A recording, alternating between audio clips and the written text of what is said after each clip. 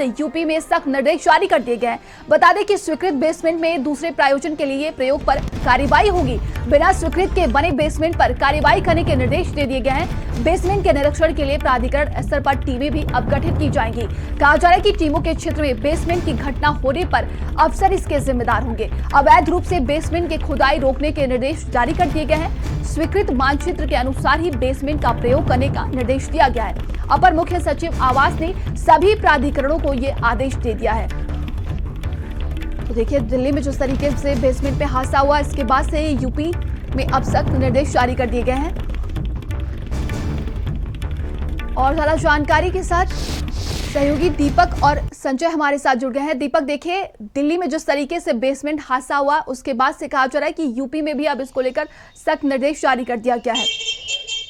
जी बिल्कुल, जिस तरह से देखा गया था कि दिल्ली के राजेंद्र नगर इलाके में एक कोचिंग इंस्टीट्यूट चलता है और अचानक से उसका गेट टूटा और सड़कों की पूरी पानी जो है वो बेसमेंट के अंदर चले जाता है, जिसमें 2 छात्रा और 1 छात्र की मौत हो जाती है। तो कहीं ना कहीं ये बहुत गंभीर मामला था। उसके बाद जब देखा गया, जब विवाद सामने हुआ, तो एमसीडी ने ताबड़तोड़ एक्शन लेना शुरू कर दिया। जो अवैध कोचिंग इंस्टीट्यूट थे उस पर बुलडोजर का काम शुरू हो गया। लेकिन अब ये मामला दिल्ली से चल के उत्तर प्रदेश तक जा पहुंचा। उत्तर प्रदेश सरकार इसको लेकर के पूरी तरह से एक्टिव हो चुकी है और जितने भी बेसमेंट वाले इलाके हैं उसकी जांच प्राधिकरण को दिया गया। प्राधिकरण इसको लेकर के जांच करेगी और उन जो अवैध निर्माण है या फिर जो बेसमेंट में सुरक्षा नहीं है उसको लेकर के जांच की जाएगी और उन चीजों को बंद किया जाएगा। क्योंकि सबसे बड़ा सवाल होता है, यदि हम देखते हैं बिल्डिंगों में तो एक बेसमेंट बनाया जाता है और बेसमेंट में बहुत सारी या तो गोदाम चलती है या तो दुकानें चलती है, जिम चलती है, ऐसे बड़े बड़े चीजें जो बेसमेंट में चलाए जाते हैं। लेकिन यदि उनकी सुरक्षा की बात करें नन्ही, तो बेसमेंट का सिर्फ एक ही दरवाजा होता है। यदि कोई हादसा होता है तो उसी गेट से लोगों को बाहर निकलना पड़ता है। लेकिन जिस तरह से हमने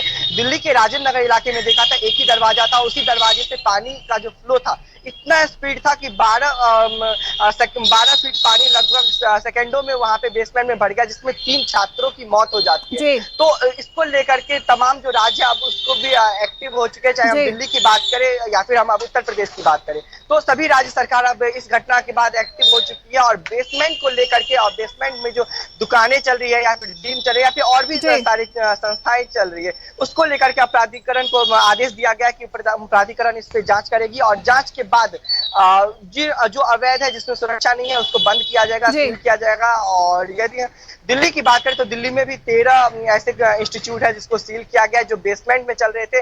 वही पे कल दिल्ली में बुलडोजर एक्शन भी चला गया। अब देखना ये होगा कि उत्तर प्रदेश में जब ये आदेश दिया गया है प्राधिकरण को, दीपक हमारे साथ सहयोगी संजय लगातार बने हुए। संजय, देखिए, बेसमेंट को लेकर अब यूपी में सख्त निर्देश जारी कर दिया गया है। क्या वाकई में कई ऐसे कोचिंग है जो लखनऊ में भी बेसमेंट में चलाए जाते हैं?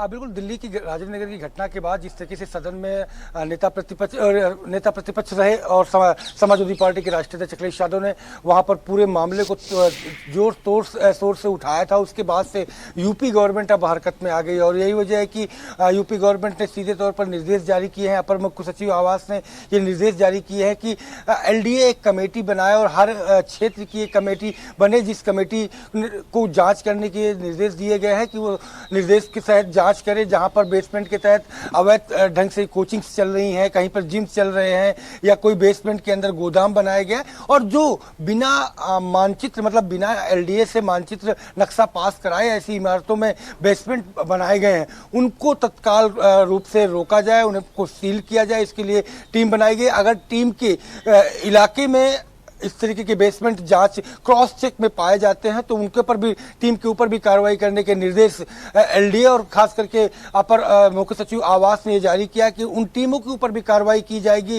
क्योंकि एलडीए के कर्मचारियों पर ये लगातार तोहमतें लगती रहती हैं कि जब जब उनको जिम्मेदारी बड़ी सौंपी जाती है तब तब उनके क्षेत्र में वो कार्य जरूर देखने को मिलता है जिस कार्य की जिम्मेदारी उनको सौंपी जाती है। तो कुल मिलाकर के जो खेल चलता है उस खेल को रोकने के लिए क्रॉस चेक के लिए भी अलग से टीमें बनाई जाने के निर्देश जारी किए हैं। क्योंकि दिल्ली की घटना कहीं न कहीं एक सबक लेने वाली घटना है और खास करके लखनऊ में और पूरे यूपी के सभी भी प्राधिकरणों को लिए कहीं न कहीं अपर मुख्य सचिव आवास ने यह निर्देश जारी किया कि इस तरीके की घटना कहीं दूसरी जगह पुनरावृत्ति न कर सके, उसको लेकर के ये बड़ा और कड़ा नियम के तहत आदेश जो है वो जारी किया गया और जिसको अमली जामा पहनाए जाने के लिए सभी प्राधिकरणों के वीसी को भी पत्र लिखा गया है। तो देखना दिलचस्प होगा कि दिल्ली की घटना की पुनरावृत्ति यूपी के कहीं नहीं हो और खास करके लखनऊ में, जहां पर जगह जगह ज़्यादातर बेसमेंट पे ही कोचिंग्स चलती हैं या जिम खास करके कोचिंग और जिम का धंधा बेसमेंट में बेहद ज़्यादा चलता है। तो ऐसे में उन जगहों पर जो अवैध ढंग से बने हैं, जिनका नक्शा नहीं पास है, चाहे LDA से या नगर निगम से,